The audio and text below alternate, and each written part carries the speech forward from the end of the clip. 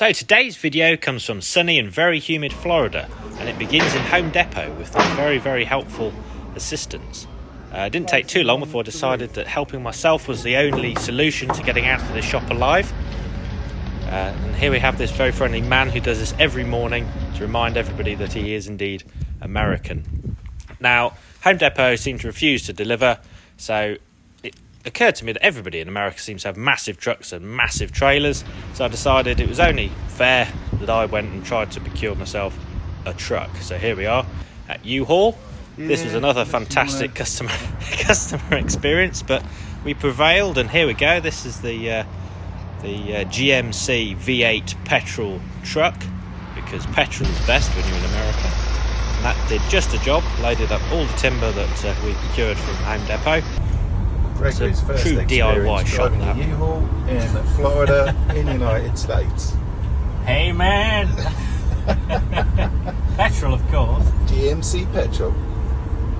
Speedos are out of 1970s DAF, I think. Column change. Yeah. Nice Really reclining seat. Heated.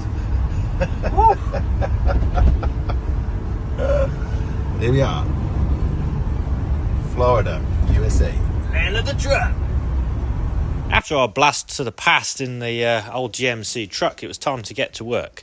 So what we're building here is a treehouse. So, well, I say treehouse, it's next to a tree, sort of in a treehouse. Anyway, treehouse we shall call it. So treehouse it shall be. So first job was to start putting up the posts. So using some of the other timber for later on as stays to get everything level, drilling through the holes and putting in some nice big coach bolts. Of course, we're using imperial bolts because we're in the United States of America. Then you get the spring hangers on and start bringing through some of the lumber. We don't do timber in America, it's lumber, and chopping it up to the right size to act as our stringers to hold the floor. The great thing about being in America is all the DIY shops sell everything you need to build your house. Absolutely everything, from the tow bar to tow the trailer, the wood, the screws, the machines, everything. It's all there. It just takes an incredibly long period of time to actually get your hands on it and get it to the till and get it out to your car. Customer service seems to be incredibly slow. Don't ask me why. Anyway, with all the stringers hung, it was then time to start smashing down the decking. So this went pretty well. It's a lot easier once you've got a few rows in, because then you can actually stand on what you've built.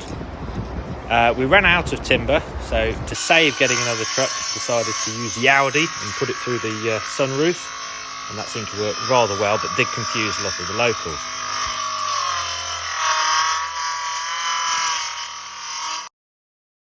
All the timber we used was tannalised, but was incredibly heavy. It was like all the timber was still saturated and weighed about 3 times what any timber that's tannalised does over here. So this made it quite challenging, A, to lift anything because we didn't have very tall ladders, but also when you're putting the screws in, because everything wanted to split because it was absolutely saturated.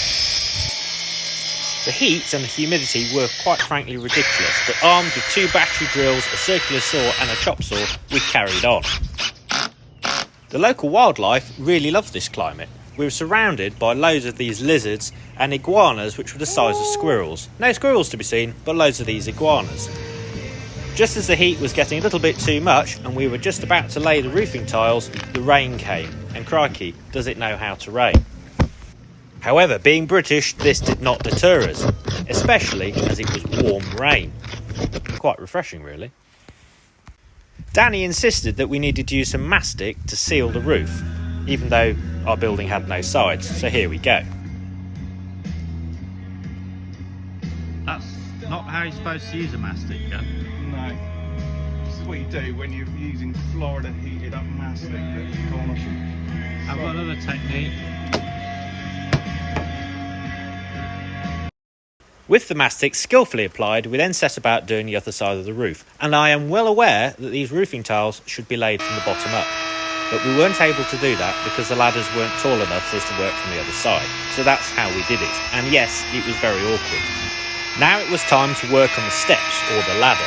And this was done by laying in the side rails and then routing out slots in which the decking could slide in and be screwed in from the side to make a nice secure step.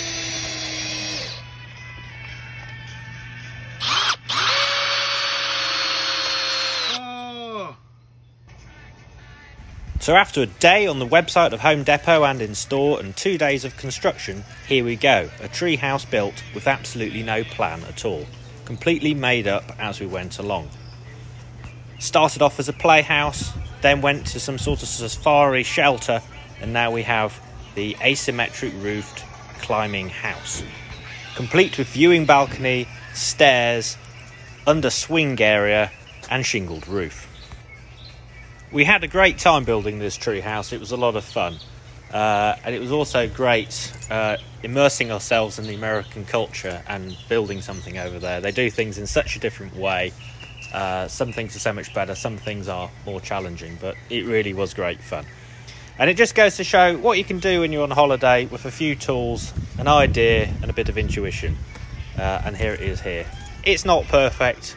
There are things that we'd have done differently, but we did what we could with what we had. And I think it turned out really well. And we really hope you like it, Nama. So with that done, I decided it was high time that I set off back to Blighty across the pond. So with that, happy days, have a good one.